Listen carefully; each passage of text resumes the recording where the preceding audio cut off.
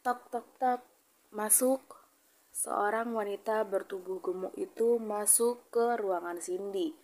Setelah tadi dia mendapat telepon dari sekretaris seksi tersebut. "Permisi Nona, ada yang bisa saya bantu?" tanya Ica yang masih berdiri di depan meja kerja Cindy. "Duduklah, ada yang mau tanyakan sebentar." Cindy menunjuk kursi di depan mejanya dengan dagunya yang selalu terangkat tinggi, sehingga raut keangkuhan terpampang jelas di wajahnya. Ica pun duduk mengikuti Cindy. Sepertinya ada hal penting yang mau dibicarakan oleh wanita di depannya itu. Kalau tidak, mana mungkin ia sampai memintanya datang ke ruangan itu. "Aku ingin bertanya soal office girl baru itu," ucap Cindy. "Maksud Nona Luna?" tanya Ica memastikan. "Aku tidak peduli siapa namanya. Setauku hanya ada satu office girl baru di sini yang ditugaskan membersihkan ruangan CEO. Baru bekerja dia sudah dapat tugas membersihkan ruangan CEO. Kenapa dia tidak di training dulu membersihkan toilet atau lantai 1 misalnya? Apa menurutmu itu tidak terkesan pilih kasih?" Pertanyaan yang dilayangkan Cindy lebih terdengar sebagai protes terhadap perlakuan spesial yang didapatkan oleh Luna sebagai office girl baru di sana. Dia merasa Luna terlalu dispesialkan meski jabatannya hanya seorang office girl. "Maaf Nona, saya hanya mengikuti perintah Tuan Lukas dan perintah itu sudah disetujui oleh Tuan Edward sendiri. Jadi saya tentu tidak berani membantahnya," jelas Ica agar tidak salah paham. "Apa kau tahu ada hubungan apa antara Tuan Lukas dengan office girl itu? Apa gadis itu keponakannya?" tanya Cindy penasaran.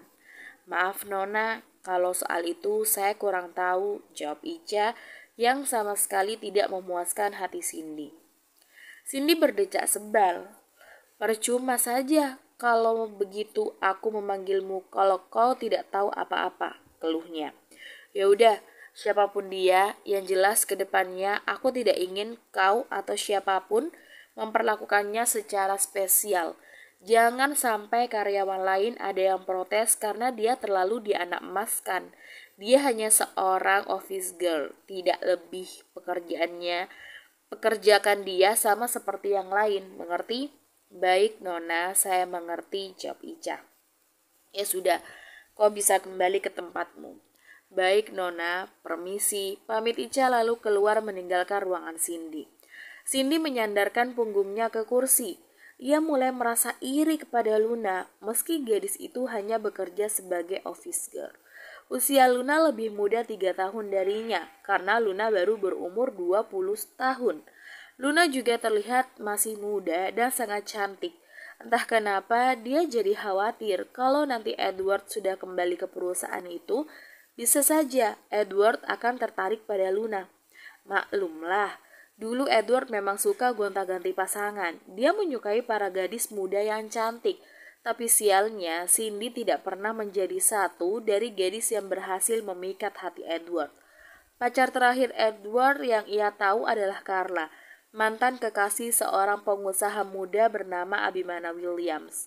Setelah mereka putus, Cindy belum pernah mendengar gosip lagi tentang gadis mana yang tengah dekat dengannya. Cindy berharap bahwa dia adalah gadis selanjutnya yang akan menjadi kekasih Edward. Sementara itu di ruang pantry, Luna tengah membantu Celine mencuci cangkir-cangkir yang digunakan oleh beberapa staf di sana. Begitulah Luna semenjak bekerja di sana. Kalau pekerjaannya sudah selesai, maka dia akan dengan senang hati akan membantu pekerjaan temannya yang lain. "Setelah ini tugasmu membersihkan yang mana lagi?" tanya Luna sambil mengeringkan cangkir di tangannya dengan lap dapur.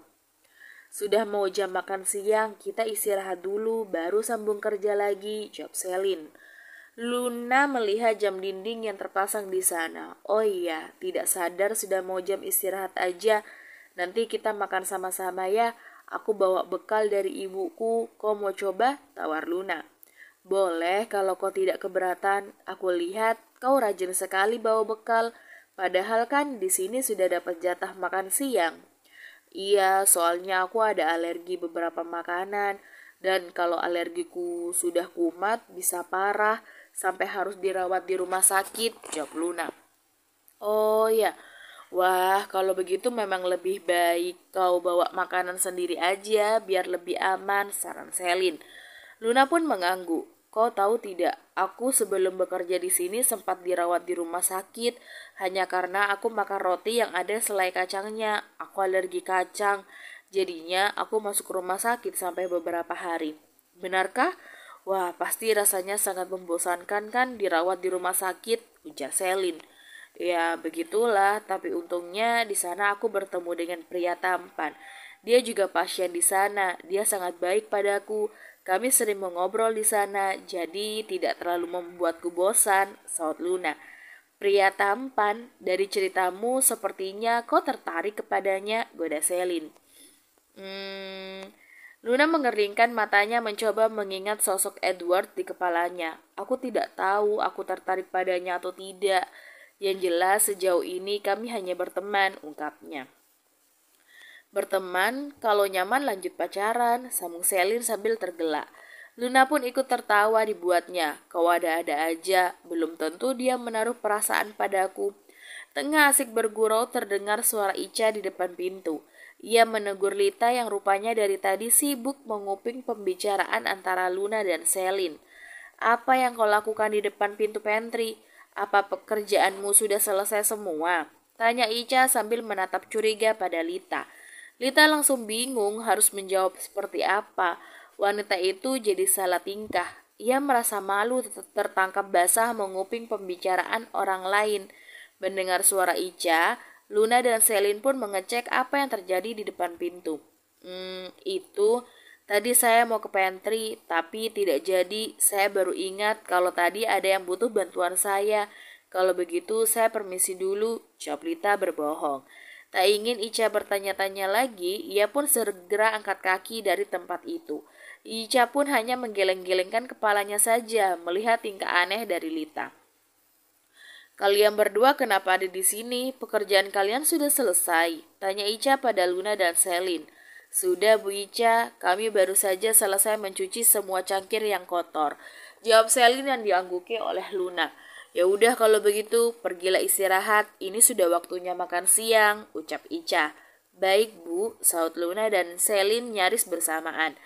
Mereka pun pergi ke kantin untuk istirahat makan siang. Sementara itu, Lita yang tadi mendapatkan informasi tentang Luna segera menemui Cindy yang masih berada di ruangannya. Ternyata diam-diam Cindy menyuruh Lita untuk mencari tahu tentang Luna. Nona, saya dapat kabar baru tentang Luna. Ternyata dia itu alergi beberapa makanan, salah satunya kacang. Tadi saya dengar dia sempat bercerita pada Selin kalau alerginya kumat, dia bisa sampai dirawat di rumah sakit, papar Lita. Benarkah? Lalu maksudmu apa memberitahuku tentang alerginya? Aku kan menyuruhmu mencari tahu latar belakangnya, tanya Cindy.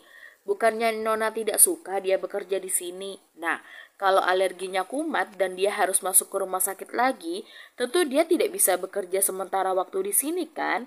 Kalau keseringan bolos kerja, sudah pasti pihak HRD akan memecatnya. Jawab Lita menjelaskan rencana jahatnya. Cindy tersenyum puas mendengar itu. Otakmu pintar juga ternyata. Bagus. Kalau begitu pikirkan bagaimana caranya agar dia mau memakan makanan yang dapat membuatnya alergi. Kau atur semuanya. Kalau berhasil aku akan memberimu bonus. Mendengar kata bonus, Lita langsung tersenyum senang. Ia tidak peduli jika itu harus menyakiti orang lain. Baik Nona, akan saya pikirkan tentang itu. Malamnya, setelah selesai makan malam dan mengobrol sebentar dengan sang ibu, Luna memilih untuk berbaring di dalam kamarnya. Ia mengambil handphone lalu membaca ulang pesan yang pernah dikirimkan Edward kepadanya. Dia jadi rindu pada pria itu. Seharian ini Edward tidak mengiriminya pesan apalagi menelponnya.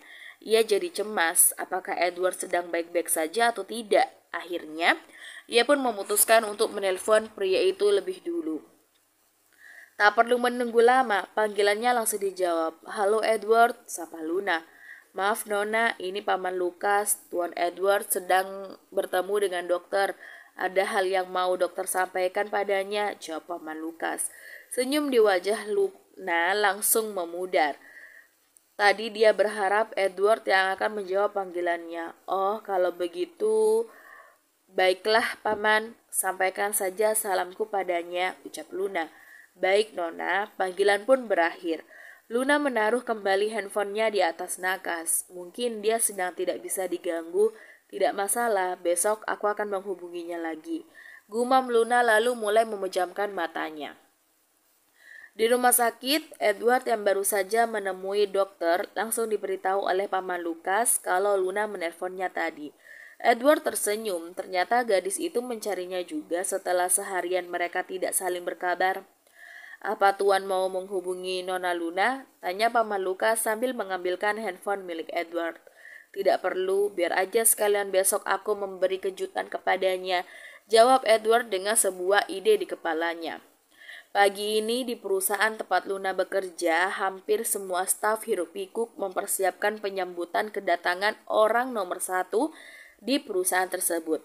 Mereka pun datang lebih awal agar semuanya siap sebelum orang yang mereka tunggu-tunggu datang pagi itu. Ingat, kalian harus pastikan semua ruangan dalam keadaan bersih, lantai bersih, toilet bersih, dan pastikan tidak ada debu di mana-mana, kata Ica memberikan arahan. Terutama dirimu Luna, kau bertanggung jawab penuh atas ruang CEO.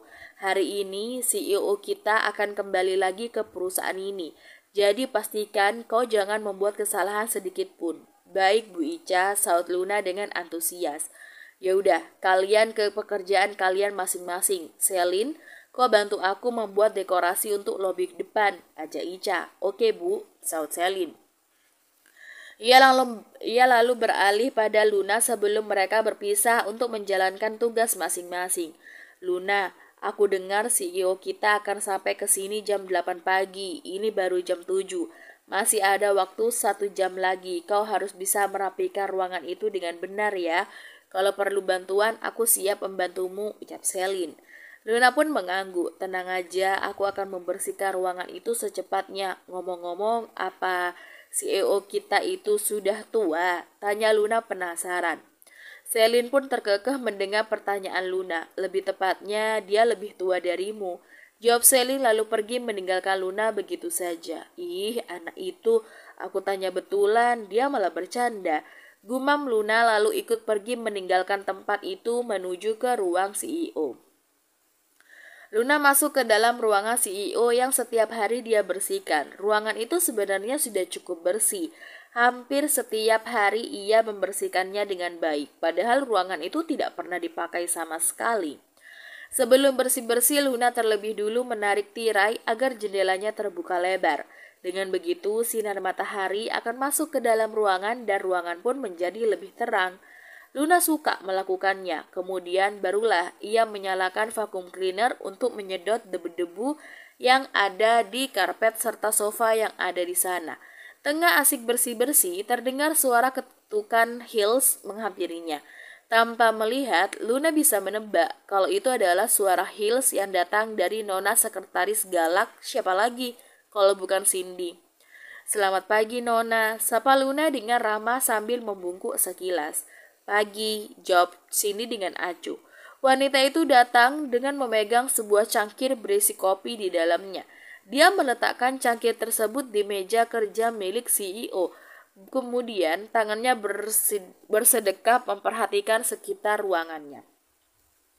Lumayan bersih. Jangan lupa pajangan yang di lemari kau bersihkan juga dari debu. CEO kita tidak suka ada barang-barangnya yang kotor, ucap Cindy. Baik Nona, saya akan lap semua pajangan sampai bersih, saut Luna. Bagus, CEO kita akan masuk hari ini, jadi pastikan kau tidak membuat kesalahan kalau tidak ingin dipecat, katanya setengah mengancam. Sekali lagi Luna hanya bisa membungkuk sekilas menuruti perintahnya. Baik Nona, semua akan saya kerjakan dengan baik, jawab Luna. Cindy pun tersenyum sinis menanggapinya. Selanjutnya, sebelum dia pergi meninggalkan ruangan itu, dia ingin mengambil kembali cangkir berisi kopi miliknya di meja. Tapi tiba-tiba cangkir itu malah tersenggol tangannya dan jatuh ke lantai sehingga membuat karpet di lantai itu basah. Astaga, aku tidak sengaja menumpahkan kopinya, seru Cindy dengan wajah bersalahnya. Luna pun terkejut melihat itu. Tumpahan kopi itu pasti meninggalkan noda di karpet. Dengan cepat, Luna mengambil cangkir itu dan meletakkannya kembali di meja. Untungnya cangkir itu tidak pecah. Aku tidak sengaja, ucap Cindy sekali lagi tanpa berniat membantu Luna. Luna dengan cekatan mengelap bekas tumpahan kopi itu agar bekasnya tidak melebar kemana-mana. Bukannya membantu, Cindy malah menyunggingkan senyum sinis di bibirnya. Ia memang sengaja melakukan itu agar pekerjaan Luna semakin bertambah. Tolong bersihkan dengan benar ya, usahakan jangan sampai ada noda yang tertinggal. CEO perusahaan ini tidak suka kalau ruangannya ada yang tidak bersih, ditanya tanpa ada rasa bersalah sama sekali. Luna pun mendesah pelan. Baik Nona, akan saya bersihkan bekas nodanya. Aku percaya padamu, ucap Cindy lalu pergi meninggalkan ruangan tersebut begitu saja. Di depan pintu, ia lagi-lagi tersenyum sinis pada Luna yang tengah bersusah payah membersihkan noda tumpahan kopi tadi. Memang itulah yang dia inginkan agar Luna semakin banyak pekerjaannya. Hingga tak terasa, waktu pun sudah menunjukkan pukul 8 pagi. Semua orang sudah berkumpul di lobi lantai bawah untuk menyambut kedatangan CEO mereka. Hanya Luna saja yang belum nampak berada di sana. Ia masih sibuk merapikan kembali alat-alat yang ia gunakan untuk membersihkan ruangan Edward dan ruang Cindy tadi. Ya, Cindy tidak berhenti menyuruhnya membersihkan ini dan itu agar pekerjaannya bertambah banyak. Tak lama yang ditunggu-tunggu pun datang.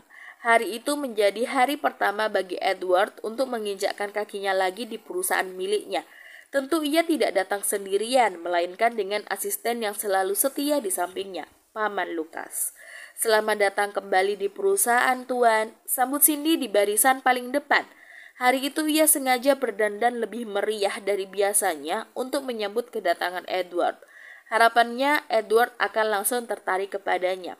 Cindy lalu mendekat dan memberikan sebuket bunga sebagai sambutan. Edward pun menerimanya sambil tersenyum ramah. Terima kasih Cindy, ucap Edward dengan sopan. Selanjutnya ia tidak memperhatikan wanita itu lagi. Matanya justru langsung melihat ke arah barisan office girl yang berseragam hitam dan merah muda. Ia mencari seseorang di sana. Setelah Cindy, beberapa petinggi perusahaan itu juga bergantian menyalami Edward dan mengucapkan selamat datang kepadanya. Edward menanggapi mereka dengan ramah, tapi matanya juga tidak berhenti melirik ke sana ke sini, mencari gadis pujaan hatinya. Luna yang baru saja selesai mengerjakan tugasnya, barulah berlari untuk ikut berkumpul di lobi lantai 1. Sesampainya di sana, ia langsung terkejut melihat seorang pria yang duduk di atas kursi roda. Ia tentu mengenal pria itu. Edward, panggil Luna setengah berteriak. Edward pun langsung menoleh ke sumber suara. Tak hanya Edward, semua yang ada di sana juga ikut menoleh ke arah Luna. Luna dengan santai melambaikan tangannya pada Edward sambil tersenyum senang, tapi selanjutnya senyumannya langsung memudar tatkala Ica menegurnya. Ica mendekati Luna lalu menyikutnya pelan. Luna, jaga sikapmu. Dia itu CEO perusahaan ini. Tegur Ica sambil berbisik. Luna langsung tercengang. Ia melihat ke arah Edward dan Ica secara bergantian. Dia CEO. Ulang Luna dengan terbata. Iya, dia Tuan Edward, CEO di sini. Jaga sopan santunmu. Kau hanya office girl di sini. Kau harus menghormatinya. Jelas Ica lagi karena tidak ingin Luna mendapatkan masalah. Hati Luna mendadak berdenyut. Ia sama sekali tidak pernah menyangka bahwa Edward adalah CEO di tempatnya bekerja. Pantas saja kalau Edward bisa dengan mudah memperkerjakannya di sana. Luna yang berdiri termangu melihat Edward disambut dengan hormat oleh para karyawan di sana, merasa jarak antara dirinya dan Edward seakan kian jauh berbeda. Ia melihat ke arah dirinya sendiri yang hanya memakai seragam office girl dengan sepatu bekas miliknya. Sungguh tidak sepadan dengan Edward yang merupakan pemilik perusahaan besar tempatnya bekerja. Ternyata dia CEO di sini. Kau tidak tahu diri sekali, Luna. Karena berharap lebih padanya, aku rasa dia baik padaku hanya karena kasihan dan aku membutuhkan pekerjaan, hanya itu, tidak lebih, gumam Luna dalam hati. Bersambung.